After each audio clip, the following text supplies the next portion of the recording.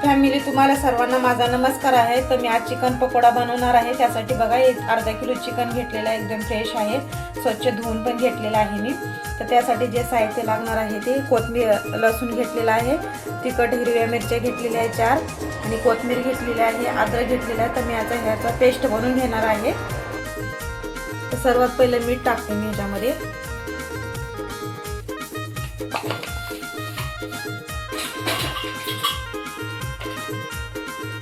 आता ही पेस्ट कोथिंबीर, अद्रक, लसूण आणि हिरव्या मिरच्याची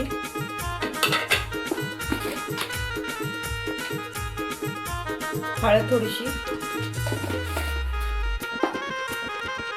लाल तिखट घरगुती मसाला,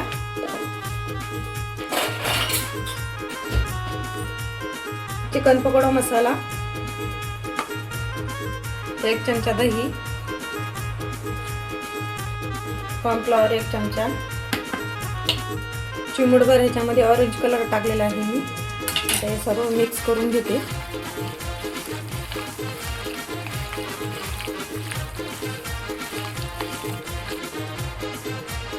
तर बघू शकता मी आता याला छान असं मिक्स करून घेतलेलं आहे। एक 15 ते 20 मिनिटं मी याला मुरत ठेवणार आहे।